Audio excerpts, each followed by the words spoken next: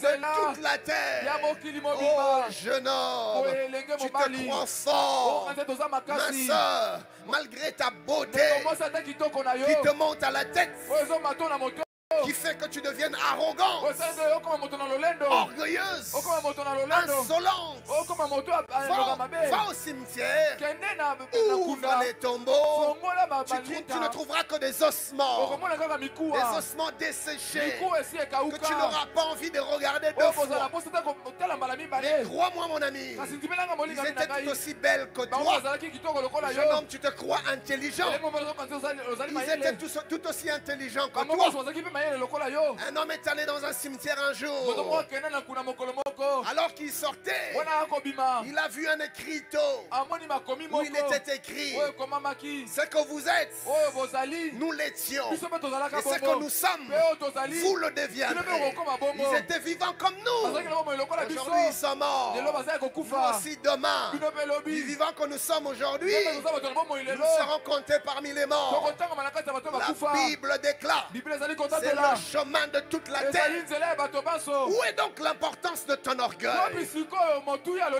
Vanité et poursuite de vent. Un jour tu quitteras ce bas monde et tu n'auras aucun pouvoir face à la mort.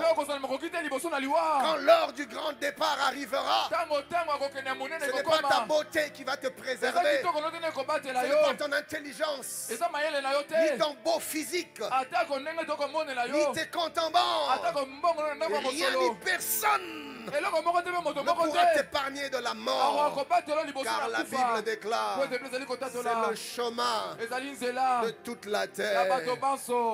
Le livre du commencement, Genèse, dit dans son chapitre 3e, le verset 19: car tu es poussière, tu retourneras dans la poussière.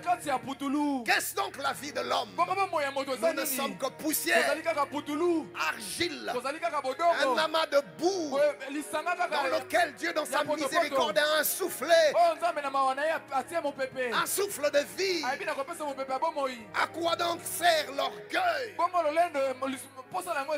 quoi sert-il à l'homme de vivre dans l'orgueil, dans l'arrogance?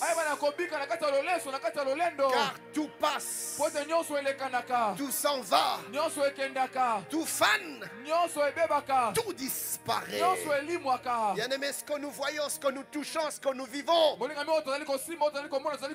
tout partira un jour, car c'est le chemin de toute la terre. Mais la deuxième vérité que j'aimerais vous partager: une voix sortira de la bouche de Dieu et donnera l'ordre au sépulcre de libérer les morts. Et la Bible nous dit que les tombeaux vont s'ouvrir, les morts vont sortir, les mers et les océans vont vomir leurs morts. Les morts reviendront à la vie. Au verset 29, la Bible dit: ceux qui auront fait le bien ressusciteront pour la vie, mais ceux qui auront fait le mal ressusciteront pour le jugement. Le prophète Daniel nous en parle également. Dans Daniel 12, du 2e au 3e verset, plusieurs de ceux qui dorment, c'est-à-dire qui sont morts dans la poussière de la terre, se réveilleront, les uns pour la vie éternelle et les autres pour l'opprobre, pour la honte éternelle. Ceux qui auront été intelligents brilleront comme la splendeur du ciel, et ceux qui auront enseigné la justice à la multitude brilleront comme les étoiles. À toujours et à perpétuité. Bien-aimé, penses-tu à ton avenir éternel? Car la mort n'est pas la fin de toute chose. Il y a une vie après la mort. Il y a une vie après la mort. Et comme je le dirai un peu plus tard, la vie après la mort se prépare maintenant. Car après, il n'y aura plus aucune possibilité. Il n'y aura plus aucune rédemption. Il n'y aura plus ni miséricorde, ni grâce, ni pardon. Le pardon c'est maintenant. La grâce c'est maintenant. J'ai entendu des gens dire, après ta mort, on pourra toujours organiser des cultes pour intercéder en ta faveur, pour que le Seigneur te pardonne et que tu passes de l'enfer au ciel. Mensonge, mensonge, mensonge du diable, mensonge du diable. Après la mort, il n'y a plus aucune possibilité de rédemption. Mon ami, c'est maintenant le jour de la décision. C'est maintenant le jour du choix. Car après sera trop tard.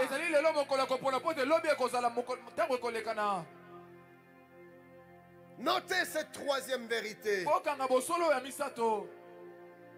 La réincarnation est un mensonge. On ne meurt pas pour renaître. Ni sous une forme, ni sous une autre. J'ai entendu certains dire, voilà, un jour, si jamais il arrivait que tu meurs, tu vas revenir sur terre. Tu vas peut-être aller naître en Chine, ou je ne sais pas moi dans quel autre pays. Mais tu vas revivre. En fait, la nature créatrice te donnera l'opportunité d'expier tes péchés. Il y en a d'autres qui disent, tu naîtras sous la forme d'une plante ou encore d'un animal. Sottise, mensonge. Il n'y a plus de réincarnation après la mort. La Bible dit dans Hébreux 9, 27, et comme il est réservé aux hommes de mourir une seule fois, une seule fois, une seule fois, il est réservé aux hommes de mourir une seule fois. Après quoi vient le jugement. Vient le jugement. Après ta mort, on pourra toujours organiser des messes, des cultes, des cérémonies d'expiation, des béatifications, des sanctifications, des rémissions. Bien aimé, ça ne changera rien à ton destin éternel. Car la Bible dit vrai. D'où vient la vérité? De la bouche des hommes ou de la bouche de Dieu? D'où vient la vérité? La vérité du reste n'est pas une théorie. La vérité est un homme. La vérité c'est Jésus. Et Jésus est la parole. Et la parole dit qu'il est réservé à l'homme de mourir une seule fois. Une seule fois. Après quoi vient le jugement. Un jour arrive où tu te présenteras devant le Créateur du ciel et de la terre. Et tu rendras de compte de ce que tu auras fait ici-bas. Mais répète-le du plus profond de ton cœur. Sois sincère. Sois vrai. Car bien plus que les mots, le Seigneur entend la voix de ton cœur. Dis avec moi, Seigneur Jésus. Dis-le à haute voix, Seigneur Jésus. Ce soir, j'ai entendu ta voix. Je sais que tu m'aimes. Voilà pourquoi tu m'as emmené en ce lieu. Pour me parler. Je reconnais que je suis un pécheur. J'ai vécu loin de toi. Mais ce soir, je viens à toi. Je te demande pardon.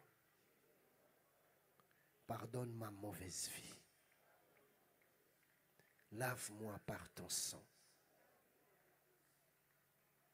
Je crois que tu m'as aimé. Voilà pourquoi tu es monté à la croix pour moi. Tu as pris ma place pour que je sois sauvé. Je t'ouvre mon cœur et je te reçois comme mon Seigneur et mon Sauveur. À partir de ce soir, je t'appartiens. Prends-moi par la main et conduis ma vie. Je suis devenu enfant de Dieu. Et Dieu est désormais mon Père. Je crois que tu m'as pardonné. Et même si je mourrais aujourd'hui, je sais que je n'irai plus en enfer, mais je serai avec toi pour l'éternité. Au nom de Jésus. Maintenant, tu vas lever légèrement tes mains. Car la vie chrétienne, tu ne peux pas la mener par toi-même. C'est impossible. Maintenant que tu es devenu enfant de Dieu, tu as besoin d'être rempli du Saint-Esprit. Car c'est le Saint-Esprit qui te rendra capable de vivre dans la crainte de Dieu, dans la sainteté, et de ne plus jamais revenir à ta vie d'autrefois. Alors tu as tes yeux fermés, tu as tes mains levées. Je vais prier que le Seigneur te remplisse du Saint-Esprit. Que le Seigneur te remplisse du Saint-Esprit. Qu'il te remplisse du Saint-Esprit. Dieu de gloire, Dieu des armées, je te rends grâce pour ce soir.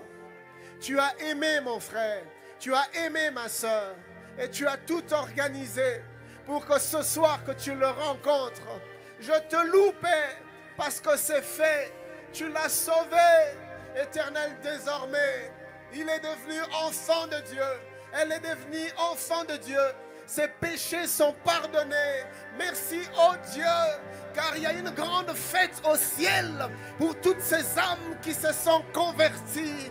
Yahweh, nous te rendons grâce, nous te rendons gloire. Oh Dieu, tu nous as tellement aimés. Tu nous as tellement aimés que tu as pris notre place et tu as touché mon frère afin qu'il te reçoive. Tu as touché ma soeur. Père, nous nous réjouissons ensemble avec les saints anges dans le ciel. Nous te rendons gloire. Nous te rendons gloire. Nous te rendons gloire.